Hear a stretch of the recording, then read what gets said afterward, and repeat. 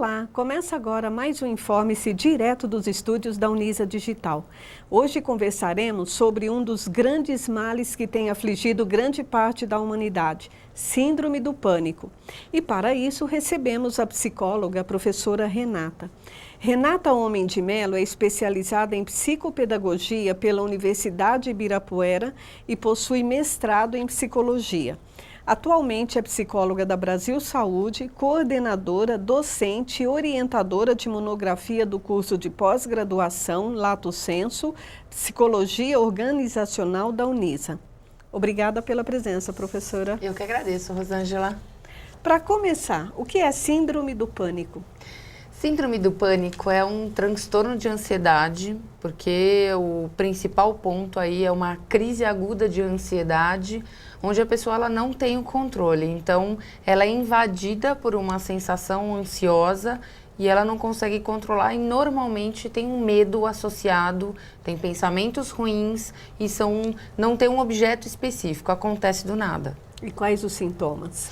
Os principais sintomas são palpitações, dores torácicas, calafrios ou fortes ondas de calor, sensações de asfixia, tremores, falta de ar, sufocação, tonturas, sensação de desmaio, enjoo, sudorese excessiva, normalmente aí uma dormência ou um formigamento em alguma parte do corpo, medo de morrer, de perder o autocontrole, despersonalização, que a pessoa tem a sensação de que ela não está dentro do próprio corpo dela, e desrealização. Me parece que é uma sensação que eu não estou aqui agora, eu estou sonhando, eu estou no meio de um flash, eu não me sinto no local. A síndrome sempre foi tratada com este nome? Não, a síndrome antes ela era tratada como neurastenia cardiocirculatória. O nome mais popular era a doença do coração do soldado, porque ela normalmente estava associada aí com os períodos de guerra. Então, os soldados, eles acabavam desenvolvendo aí alguns medos, alguns receios em função da guerra. E aí, normalmente, também ela estava associada ao estresse pós-traumático. Então, tinha uma relação aí de um trauma que acabava desencadeando o medo. Depois, mais para frente, Freud, ele acabou tratando isso como neurose de angústia. Então, é muito recente aí que foi diagnosticado como síndrome do pânico. E desde quando se ouve falar sobre síndrome do pânico? Especificamente aí desde a década de 80, né, de acordo aí com o Manual Diagnóstico Estatístico e Classificatório aí de Doenças Mentais, o Manual Internacional, que é concebido aí pela Associação de Psiquiatria Americana, que eles definiram que síndrome do pânico, ela fazia parte aí dos transtornos ansiosos, justamente porque é um grau de ansiedade muito grande, a pessoa não tem controle, associado a uma crise de medo, a uma crise de pânico. E a sua origem é emocional, então? Na realidade, a gente tem algumas questões aí que divergem. Tem alguns teóricos que colocam que tem aí uma relação com o emocional, em função do ambiente, em função de alguns traumas que a pessoa passa. Então, a gente tem que fazer uma investigação aí com as questões emocionais e com o histórico do indivíduo. E relações físicas, tem alguns teóricos que falam que é uma questão de uma anatomia cerebral, que existe ali uma disfunção de nível ansiolítico, ansioso, que acaba disparando um gatilho aí com relação à ansiedade. E a gente também não pode esquecer, né, que entra aí num quadro não genético hereditário, mas num quadro familiar com relação à questão ambiental. Então, por exemplo, se eu tenho uma pessoa na família que tem síndrome do pânico ou que tem um transtorno de pânico, uma outra pessoa também pode desenvolver ou ela pode ter uma relação de comportamento adquirido como modelo. Então, eu já vi em alguns casos em que os pais têm e muitas vezes os filhos ou as crianças ou adolescentes acabam desenvolvendo um quadro semelhante, mas por conta de referência e modelo. Tá, por causa da convivência. Exatamente. Certo. E quais os tipos de medos mais comuns? Na realidade, o medo mais comum é o medo do medo, E o medo de morrer. Nós temos vários tipos de medo. Não dá pra gente identificar qual medo que a pessoa vai desenvolver, porque cada caso é um caso. Certo. Então, por exemplo, tem pessoas que desenvolvem, às vezes, medos de lugares fechados, claustrofobia. Tem pessoas que desenvolvem medos de insetos. Eu já peguei uma paciente que tinha pânico de lagartixa. Então, tudo está relacionado com o histórico da pessoa, da família ou em situações em que ela vivenciou a primeira crise. E para identificar essa primeira crise? Então, normalmente, para a gente ter um diagnóstico efetivo de síndrome do pânico, a pessoa ela precisa ter as características que eu falei, os sintomas que eu falei, ela tem que ter uma associação de 4 sintomas que estejam acontecendo na mesma crise. Então, por exemplo, ela tem que ter a sensação de desmaio, vertigem, tontura, aceleração, sudorese, ela tem que ter tudo isso dentro da mesma crise, para a gente categorizar, e ela tem que ter aí episódios semanais, né, que aconteçam várias vezes na mesma semana, e isso tem que perdurar pelo menos por 2 meses, para a gente poder categorizar como sendo a questão da síndrome.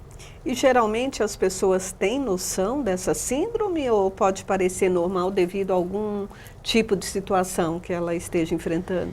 Então, todos esses sintomas que a gente falou, a gente encontra aí, por exemplo, pessoas que têm problema de hipoglicemia. Muitas vezes elas também têm aí esses sintomas.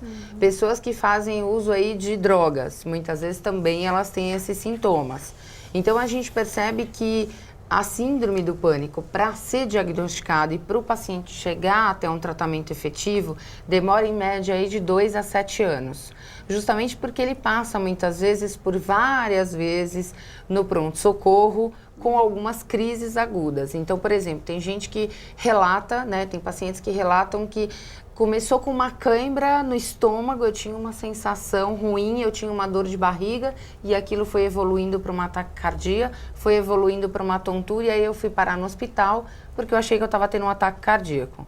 Então, 90% dos casos sempre sentem uma relação como se ele estivesse tendo uma parada cardíaca. E aí ele chega no pronto-socorro, é atendido, né, feito vários exames e aí observa-se que não tem nenhuma relação aí com o coração. Então, depois de sucessivas entradas no pronto-socorro, normalmente os médicos acabam aconselhando ou procurar o setor de psiquiatria ou passar pelo profissional, pelo psicólogo, para estar conversando sobre. Nós estamos conversando sobre síndrome do pânico com a professora Renata Homem de Mello. Nós vamos a um rápido intervalo e voltamos já. Fique com a gente.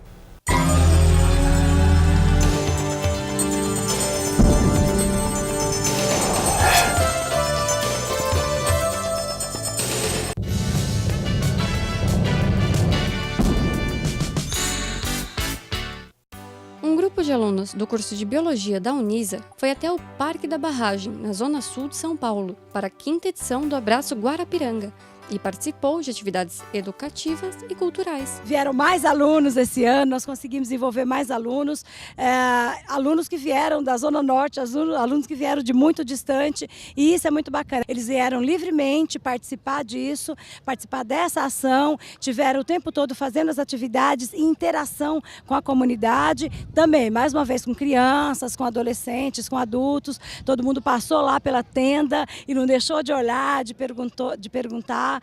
Então, eu acho que a educação ambiental é isso, é justamente esse processo, né? Esse processo de interação, de envolvimento e de responsabilidade.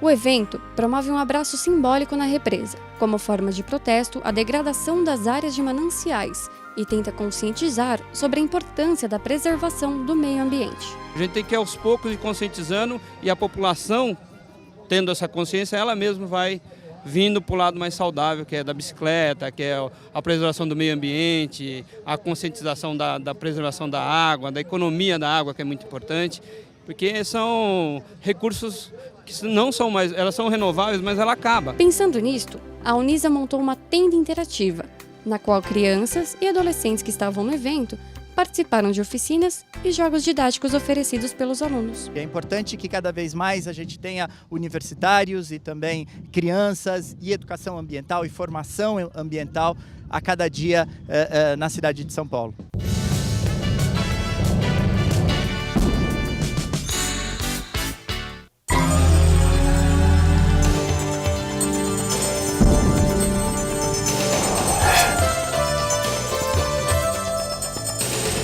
conversando sobre síndrome do pânico com a professora Renata Homem de Mello. Professora Renata, há como controlar esses pensamentos, esse pavor que às vezes se apodera das pessoas, né, que sentem a síndrome? Não tem como controlar, porque as crises elas são totalmente aleatórias e imprevisíveis. Então elas aparecem do nada. Agora, tem uma questão que é muito importante nesse quadro, que é o que a gente chama de sofrimento por antecipação.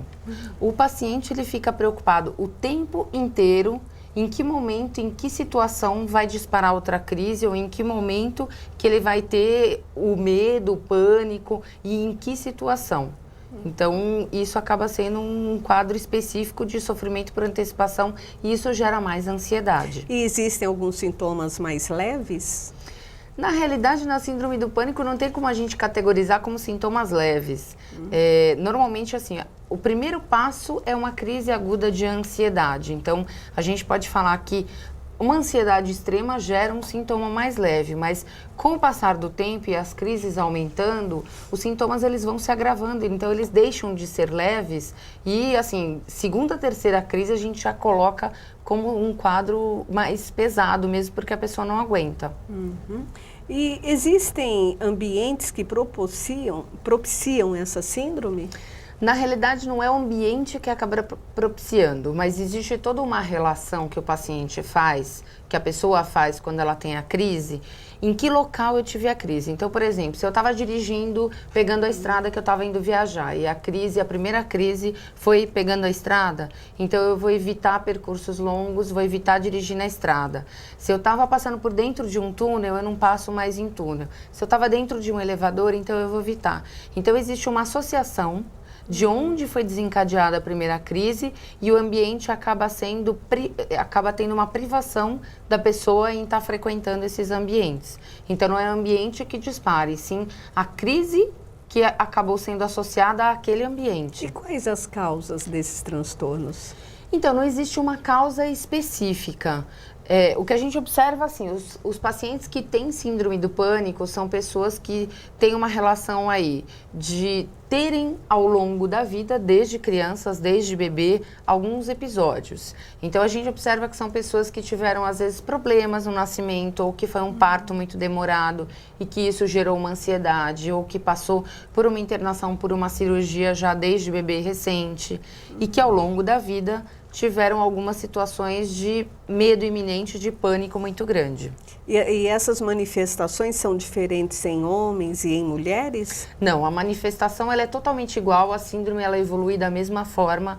A única diferença é que, mais uma vez, a mulher ela entra aí num quadro de 2 para 1. Então, a incidência nas mulheres são muito maiores do que nos homens, até por uma questão da mulher, muitas vezes hoje, principalmente na atualidade, ter uma jornada tripla, então ela passa por um estresse muito maior, ela tem uma flutuação hormonal muito maior e principalmente é acometido aí nas mulheres que estão no período fértil. E em crianças, que você mencionou que às vezes devido ao convívio as crianças assimilam, só nessas ocasiões? Então, a criança a gente não categoriza ainda como síndrome do pânico, porque a síndrome do pânico, ela é colocada numa faixa etária aí de 20 a 40 anos, mais ou menos. Então, a criança a gente coloca que ela tem episódios de pânico e se ela tem, assim, vários sintomas, a gente sim investiga se tem casos na família, se tem familiares ou se a própria mãe muitas vezes teve isso. Eu tenho uma paciente que eu atendi que a mãe teve síndrome do pânico na gestação e no período dela de até 1 ano. Então, a menina, ela tinha problemas para dormir sozinha, ela tinha medo de escuro, ela tinha várias questões aí de ansiedade, justamente pela vivência que ela teve na relação com a mãe. Então, tudo isso acaba sendo investigado. Então, você disse que é entre 20 e 40 anos. Isso. Em que essa etapa da vida é mais comum a todos, homens e mulheres, a manifestação da síndrome do pânico. Na realidade, assim, quando a gente fala mais comum a todos, todas as patologias podem ser desenvolvidas por todo mundo. O que vai variar de indivíduo para indivíduo é a forma como ele se relaciona com o ambiente e a forma que ele absorve o que está sendo passado do ambiente para ele. Então, normalmente, a síndrome é diagnosticada posterior aos 20 anos. Então, dos 20 aos 40 é normalmente o período aí que a gente observa que tem um ápice e que normalmente estoura nesse período. Difícil estourar depois dos 40 anos. Normalmente ela já está estabelecida, a pessoa ela já passou por alguns episódios e aí posterior aos 40 anos pode acontecer quando, por exemplo, ela passa por um trauma muito grande ou por um acidente ou por uma perda significativa e que aquilo pode estar estourando em função daquele evento traumático. E há alguma relação entre as drogas e a síndrome de pânico? Sim, a gente percebe que principalmente aí os psicoativos que entram aí no quadro de serotonina, que tem aquelas drogas que são tomadas para aumentar o pique da balada, por exemplo, o êxtase, a cocaína, a gente percebe o LSD, a gente percebe que existe uma relação, até porque assim, ela gera um quadro aí de ansiedade na pessoa, ela gera um quadro de euforia e que muitas vezes a pessoa que ela tem aí uma bad trip, que a gente chama, que é uma viagem ruim, ela acaba indo para um lado em que ela tem algumas alucinações e que em função dessa alucinação ela acaba tendo um medo eminente, um pânico durante a situação. Então, tem algumas pessoas que usam drogas e que acabam desenvolvendo a síndrome do pânico em função do uso de drogas. A maconha, embora ela seja um rebaixamento maior aí, ela entra numa relação de também desencadear justamente por uma viagem ruim, mas de uma forma um pouco mais lenta, então ela entra numa relação um pouco mais depressiva do quadro de síndrome do pânico relacionado às drogas. E isso, nessas complicações, podem ser desencadeadas outras doenças? Podem. Normalmente a gente tem aí uma associação de quadros fóbicos que acabam se desenvolvendo junto à síndrome do pânico, né, que é o que a gente chama aí de aragofobia. E aí as pessoas, elas acabam desenvolvendo isso e elas se privam de frequentar aqueles lugares. Então, por exemplo, eu tenho a questão da claustrofobia, que é de lugares fechados. Então, eu prefiro subir 20 andares do que ir de elevador. Ou muitas vezes a pessoa ela, né, tem a dificuldade aí Tive uma paciente que ela tinha dificuldade de ir ao dentista. Então ela deixou um tempão de ir ao dentista e ficou com problema dentário justamente por conta disso. Junto à síndrome do pânico, a gente também muitas vezes tem uma associação de depressão, porque o quadro fica instalado durante muitos anos, a pessoa se desmotiva e aí gera depressão. Ou o próprio TOC, que é o transtorno obsessivo compulsivo, que ela acaba desenvolvendo algumas manias justamente para estar se defendendo aí dos seus episódios de medo, dos seus episódios de pânico. Nós vamos ao intervalo e depois você vai me explicar quais os prejuízos acarretados por esta doença. Ok. Nós vamos a um rápido intervalo e já voltamos para o último bloco. Fique com a gente.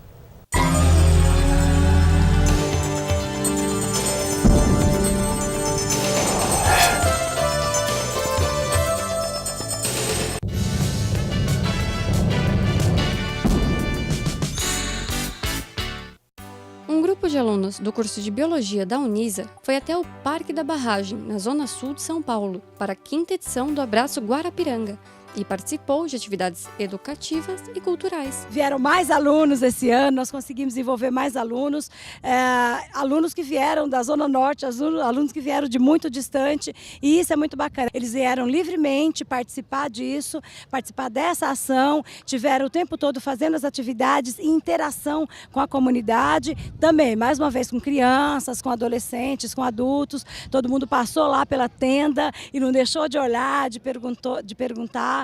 Então, eu acho que a educação ambiental é isso, é justamente esse processo, né? Esse processo de interação, de envolvimento e de responsabilidade.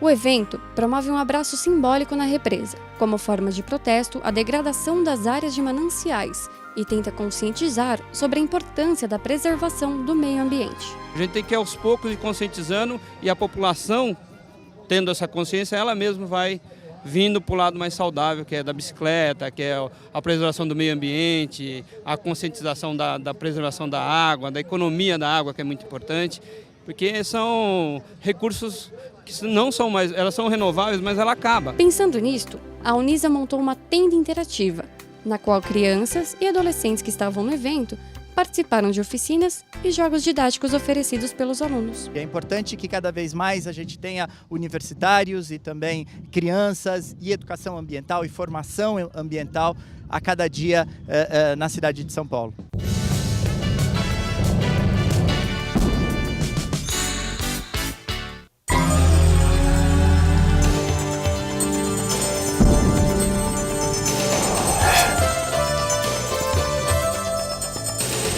Voltamos para o último bloco sobre síndrome do pânico. Professora Renata, no bloco anterior eu deixei uma pergunta no ar. Quais os prejuízos acarretados por esta doença? Na realidade, depois da primeira crise, sempre existe o prejuízo, porque é como se ficasse um sinalzinho marcado. Então, a pessoa que tem as crises, ela começa a não... Um dos pontos principais é eu evitar me relacionar, principalmente com os meus colegas, porque o que vão pensar se eu começar a passar mal, se eu começar a suar frio, do nada. Então, justamente pelo fato da pessoa ter o ataque sem ter um objetivo, sem ter um motivo, sem ter algo concreto e situacional, fica difícil de ser entendido pelas outras pessoas. Então, muitas vezes o prejuízo é tanto pessoal quanto profissional quanto financeiro, porque tem muitas pessoas às vezes que param de trabalhar ou que são afastadas justamente por conta da síndrome do pânico, justamente por conta do medo de estar saindo de casa, de estar tomando ônibus, de estar se relacionando. Tem um livro de um escritor, que o nome do próprio livro chama Síndrome do Pânico, que ele descreve no livro, ele fala que ele não tem palavras para descrever as crises e ele utiliza o termo "a coisa começa". Porque é um ataque tão grande, é algo tão súbito e tão imprevisível que ela pode chegar a qualquer momento. Então, eu posso estar no banho, eu posso estar dentro do ônibus, eu posso estar com os meus colegas. Então, normalmente, os prejuízos são em todos os setores, porque a pessoa se priva de estar se relacionando, se priva muitas vezes de um convívio social. Então, este é o ponto adequado para eu me conscientizar que eu preciso de ajuda. Exatamente. Quando você tem uma alteração de comportamento e quando você está sendo afetada pelas crises de ansiedade, é justamente aí que você tem que buscar a ajuda de um profissional. E que tipo de especialidade eu devo procurar? O ideal é que eu fosse direto ao psiquiatra ou ao psicólogo, mas normalmente as pessoas elas acabam levando isso para a sua ginecologista ou para o seu cardiologista, que hoje, por conta de ser um transtorno que afeta tantas pessoas, os médicos eles têm aí uma conceituação e uma definição e um conhecimento maior da causa e do fato da doença em si, do transtorno em si. Então, muitas vezes eles acabam dizendo, olha, eu posso até te receitar uma medicação, mas você vai ter que buscar a ajuda do psiquiatra e do psicólogo. Você mencionou também os prontos-socorros, né? Isso. Geralmente os médicos que recebem um paciente assim 2, 3 vezes, eles já percebem. Quando tem uma recidiva muito grande, você fica lá com o prontuário e você vê que a pessoa está voltando. Tem casos de pacientes que eu atendi que ele chegou aí 4 vezes na mesma semana para o pronto-socorro, porque ele não acreditava que ele não estava com problema cardíaco. Então, normalmente, nesse caso, o médico ou o enfermeiro ou a pessoa que está lá de plantão e que observa que naquela pessoa já passou tantas vezes no pronto-socorro, que você fica com prontuário, ainda mais com tão recente assim na mesma semana.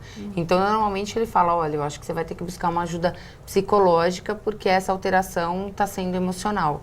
E aí entra naquilo que a gente fala das doenças somáticas também, que é quando a emoção não dá conta e ela acaba adoecendo o corpo. E o tratamento é demorado?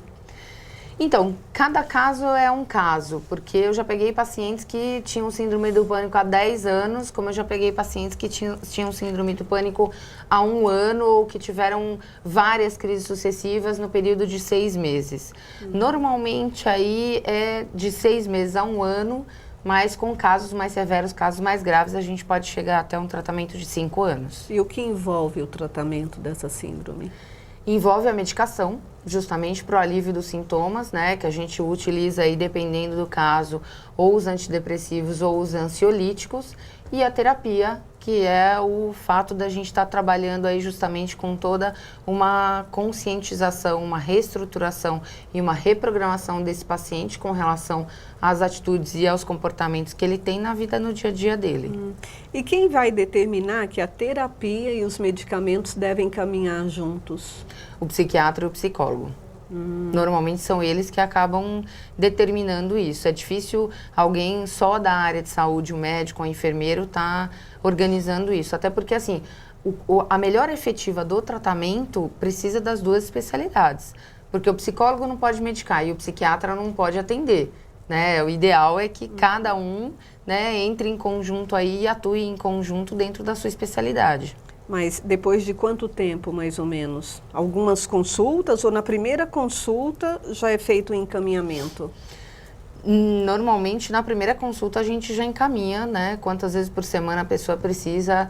O tratamento normalmente começa aí com uma média de 2 vezes por semana, nos casos severos. Nos casos mais leves, né, em que é um caso mais recente, de 1 ano ou 2, aí a gente consegue até fazer 1 vez por semana, mas nos casos mais graves a gente precisa muitas vezes de 2 vezes por semana. E a medicação normalmente ela é acompanhada aí pelo psiquiatra 1 vez por mês. E o apoio da família. Exatamente. Principalmente, né? Sim. A família ela é importantíssima porque a gente precisa desse apoio para que o paciente consiga ir até o tratamento e para que ele dê continuidade ao tratamento e não desista. Em alguns casos ele precisa de acompanhamento físico mesmo, né? Sim, ele não tem condições de chegar até o local. Então, muitas vezes a gente, também nesses casos, a gente começa um atendimento em domicílio para depois a pessoa ir até o consultório. Então, isso também é muito comum. No próximo